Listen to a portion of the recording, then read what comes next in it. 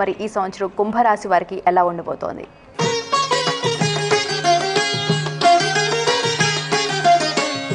ఐదు రాజపూజ్యం, 6 అవమానం.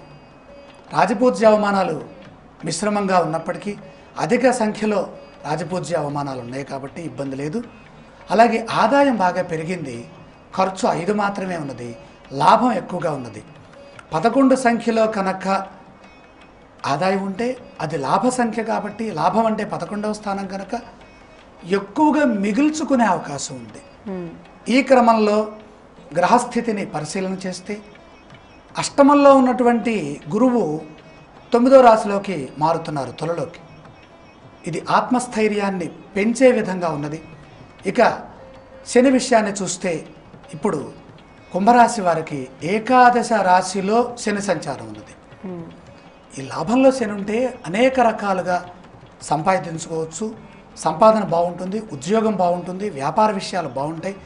స్థిమితంగా స్థిరమైన ఫలితాలు పొందటానికి శని భగవానుడి యొక్క కృప ఉన్నది. పాపగ్రహం లాభంలో ఉంటే బాగా యోగిస్తుందండి. అందులో శని మొత్తం తీసుకోరా అబ్బాయి అంటాడు, అనేక రకాలుగా సహకరిస్తాడు ఆయన. లాభం బాగా కలిసి వస్తుంది, 1 కంటే ఇంకా 2% ఎక్కువగా పెరుగుతుంది. ఇక రాహు విషయాన్ని చూస్తే 7వ స్థానం కుటుంబ కలహాలకి అపార్థాలకి సంబంధించినటువంటి ఫలితం కనపడుతుంది. ఉత్తరార్ధంలో షష్ఠంలోకి వెళ్తాడు, ఆయన కూడా విజయాన్ని ఇస్తారు. కేతువు జన్మ ద్వాదశ రాశులలో ఉండటం ద్వారా కేతువిచ్చేటటువంటి ఫలితంలో నైరాశ్యం ఎక్కువగా గోచరిస్తుంది. పెద్దల ప్రోత్సాహంతో ముందుకు వెళ్తే బాగుంటుంది. ఈ క్రమంలో ఆత్మస్థైర్యంతో పనిచేస్తే విజయం లభిస్తుంది. తెలివితేటలు ప్రదర్శించి పెద్దలను మెప్పిస్తారు. ఉద్యోగం శుభ ఫలితాలని ప్రసాదిస్తోంది.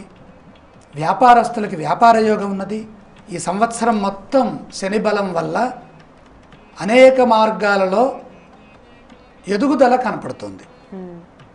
అధికారుల నుండి గుర్తింపు ఉంటుంది, పదవీ లాభం సిద్ధిస్తుంది, సిరి సంపదలు పెరుగుతాయి.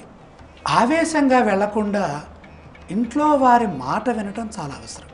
దగ్గర వారు, మిత్రులు, నా వ్యక్తులు అనుకున్న వారి విషయంలో క్షమాగుణంతో ప్రవర్తించండి. ఇదే కీలకం కుంభరాశి వారికి. లాభం ఉన్నప్పుడు లాభాన్ని చెడగొట్టేటటువంటి పరిస్థితులు, విఘ్నాలు, చిన్న చిన్న అంశాలపైన దృష్టి పెట్టకుండా విజయాలపైన దృష్టి పెడితే బాగా కలిసి వస్తుంది. అలాగే బాధ్యతాయుతంగా వ్యవహరించండి. ఎవరిని ప్రత్యక్షంగా పరోక్షంగా విమర్శించరాదు. ఆరోగ్య విషయాల్లో శ్రద్ధ తీసుకోవాలి. దగ్గర వారితో సంతోషాన్ని పంచుకుంటే ఎదుగుదల విశేషంగా శని వల్ల లభిస్తుంది. ముఖ్యంగా ఈశ్వరారాధన, దుర్గారాధన చేస్తే కలిసి వస్తుంది. కుంభరాశి వారికి హేమలంబీనామ సంవత్సరంలో ఆదాయం 11, వ్యయం 5, రాజపూజ్యం 5, అవమానం 6. కుంభరాశి వారికి ఈ ఏడాది ద్వితీయార్థంలో గురుబలంతో అనుకూల ఫలితాలు ఉంటాయి. లాభస్థానంలో శనైశ్చరుడు ఉన్న కారణంగా శుభ పరిణామాలు చోటు చేసుకుంటాయి. ఆత్మస్థైర్యంతో విజయాలు సాధిస్తారు. జీవన